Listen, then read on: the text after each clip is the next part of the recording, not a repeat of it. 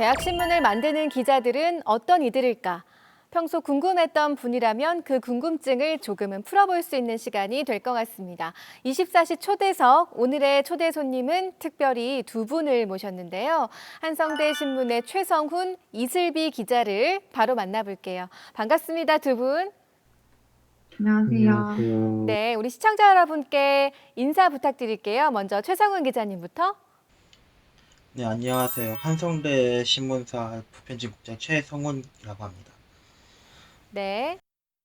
네, 안녕하세요. 한성대 신문사 기자 이슬비입니다. 네, 오늘 특별히 두 분을 모셨는데 왜 그런지 궁금하실 것 같아요. 조교도 꽃길을 걸을 수 있을까라는 기획 기사를 각각 나누어서 쓰셨기 때문인데요.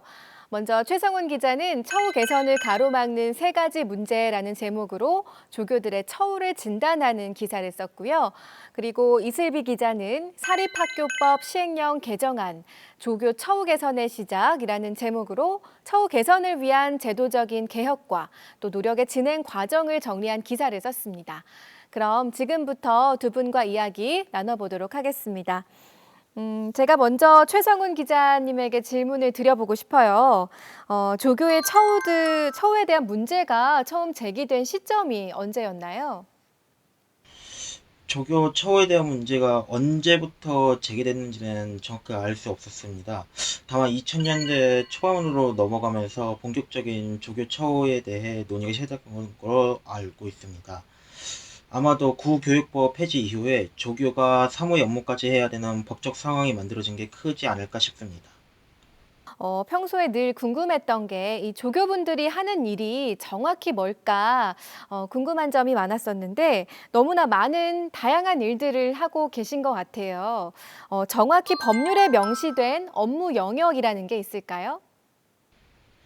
고등교육법에서 조교는 교육, 연구 및 학사에 관한 사무를 보조한다고 명시되어 있습니다. 사실상 대학에서 할 수 있는 모든 일에 대한 보조자의 역할을 할 수 있다고 볼 수 있죠. 이는 다르게 얘기하면은 대학 내 모든 일을 조교한테 맡겨도 상관이 없다는 얘기입니다. 행정 업무부터 연구 업무까지 모든 업무에 조교가 배치된다는 겁니다. 또한 학과부터 대학 공부의 행정 부서까지 조교가 배치되어 행정조교의 경우에는 직원들과 사실상 똑같은 업무를 합니다.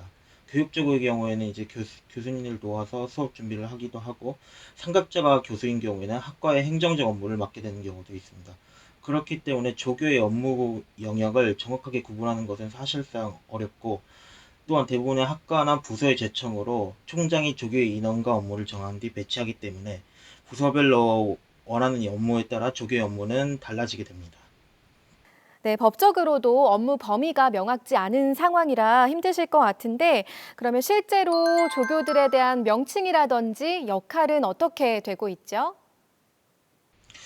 일반적으로는 조교의 역할에 따라 명칭을 구분하는 것이 일반적입니다. 다만 이제 의학조교라던가 간호조교와 같은 특수 목적을 갖은 조교 같은 경우에는 조교나 아니면은 근무하는 근무지에 따라서 이름이 붙여지는 경우도 많습니다.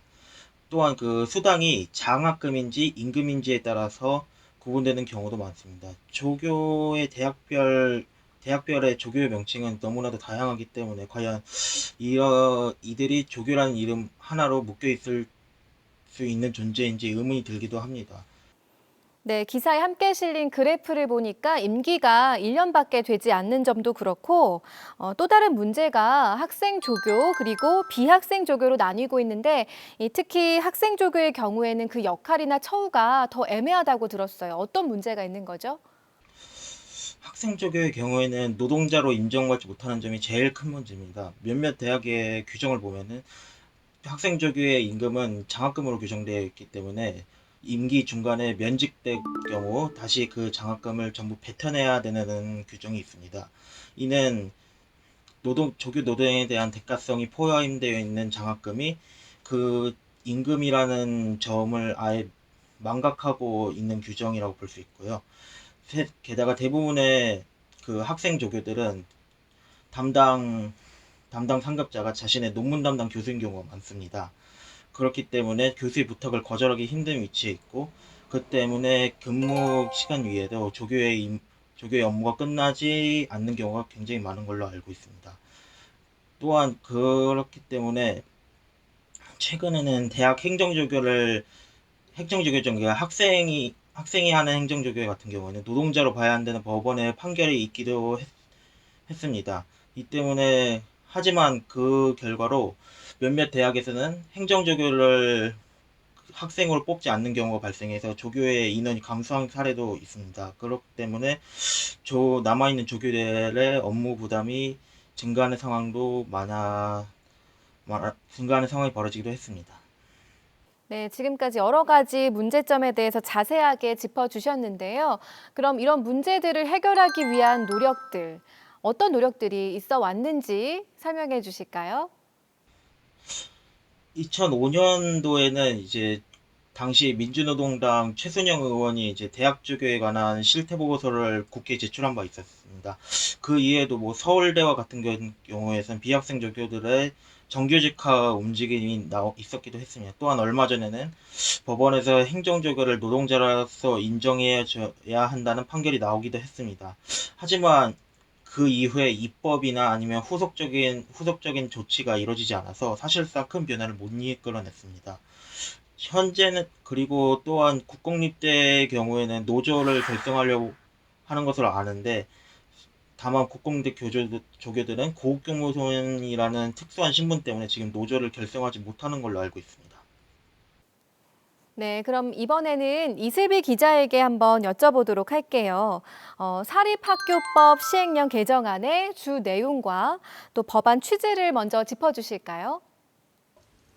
네, 사립학교법 시행령 개정안은 이전 시행령의 대학 평의원회 구성원에 교원, 직원 및 학생과 더불어 조교를 포함하는 내용을 추가한 것인데요.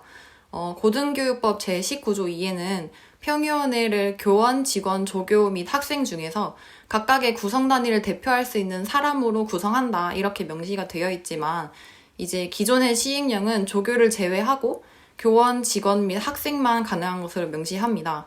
그래서 이러한 이전 시행령은 시행령의 규정사항과 이제 고등교육법의 평의원회 구성원 관련 규정이 서로 모순되기 때문에 해당 개정안이 발의되었습니다. 네, 그러니까 학교 주체에는 교직원, 학생, 그리고 조교까지 포함이 되는 건데, 현재 사립대학에서는 평의원회 구성원의 조교를 포함시키고 있나요?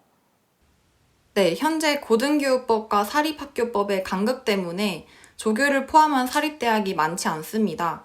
저희가 실시한 조사에 따르면 현재 국내 사립대학 174개교 중에 33개교를 제외한 모든 대학이 평의원회 구성원의 조교를 포함하지 않는 것으로 나타났습니다.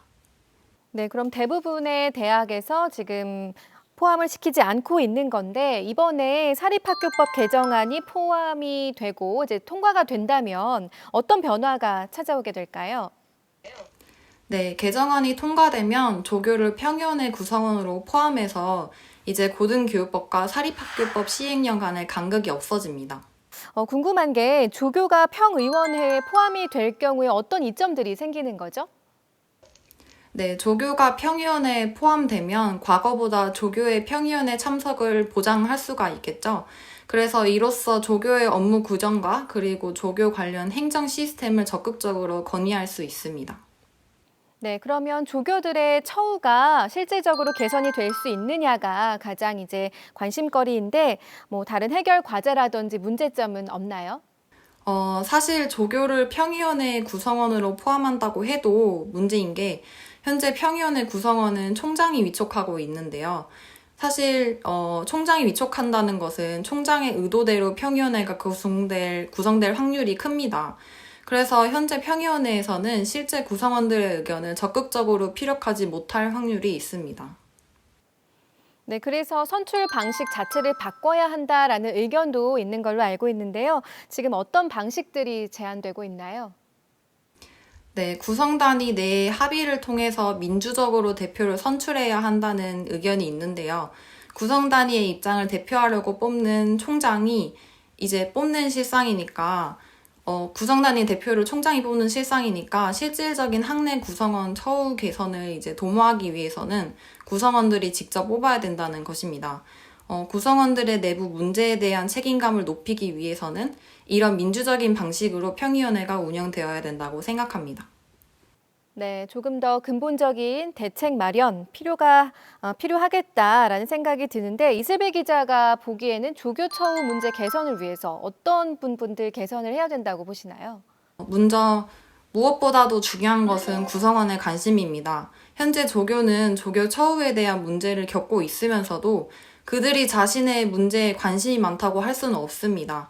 사립대학의 조교는 계약직 신분이고 워낙 소수의 집단이기에 현실적으로 조교는 학내 정치적 영향력에 관심이 없을 수밖에 없다고 생각을 합니다. 그래서 사실상 조교의 평의원의 참여는 조교 처우 개선의 시작이긴 하지만 조교 집단이 문제 해결에 적극적으로 참여하지 않는다면 개선을 기대하기 어렵습니다. 네, 지금까지 두 분에게 각기 다른 내용 이렇게 소개를 받았는데 마지막 질문은 두 분에게 공통으로 드려보려고 해요. 조교들의 처우에 대해서 법적 또 제도적인 개선 외에 대학 문화 내에서의 문제점은 어떤 게 있다고 보시는지 또 아울러서 또 전하고 싶었는데 못한 말씀 있으시다면 함께 전해주셔도 좋을 것 같습니다. 저 같은 경우는 이제 대학 내에서 조교에 대한 존중이 필요하다고 생각을 합니다. 그 이유가 특히 학생들이 조교에 대해서 불만을 가진 경우가 굉장히 많습니다. 일 처리가 제대로 안 이루어지고 그 일 처리에 대한 불만이 조교한테로 쏟아지고 있는 것이죠. 하지만 그들이 하는 일이 다양하고 사실상 상급자의 지시에 따라야 된다는 그들의 현실을 생각해 보면 어느 정도 그러한 일 처리를 이해해 줘야 된다고 생각을 합니다. 과거 우리 학교 조교님께서 하신 말씀이 있는데 학과의 업무에서 내 손을 거치지 않은 것이 없다. 그 말이 조교의 현상을 아주 잘 보여준다고 생각을 합니다. 단순히 화만 낼 것이 아니라 그들의 상황을 생각하면서 학생분들이 조교님들을 좀 이해하고 존중해 줬으면 하는 바람이 있습니다. 네, 이번에는 우리 이슬비 기자님 답변해 주실까요? 대학의 조교는 정확한 업무 분담이나 아니면 직급이 없습니다. 업무 분야에 대한 분류는 있지만 업무 성격에 대한 분류는 없을 뿐더러 조교들은 아까 최 국장님께서 말씀하셨던 것처럼 이제 학내 업무를 어디까지 담당하는지에 대한 어떠한 기준도 없습니다. 그래서 조교는 학생의 민원에서부터 교수의 지시까지 많은 것을 담당하고 있는데요. 하지만 대학 평가 준거에는 조교의 업무 및 처우에 대해 평가할 수 있는 지표를 마련하지 않은 상황입니다. 그래서 대학은 이러한 문제에 대해서 지금 관심이 없어서 이런 문제가 지금 묻히고 있는 상황인데요. 학생들의 많은 관심이 조교의 처우를 포함한 학내 문제를 도울 수 있을 거라고 생각합니다.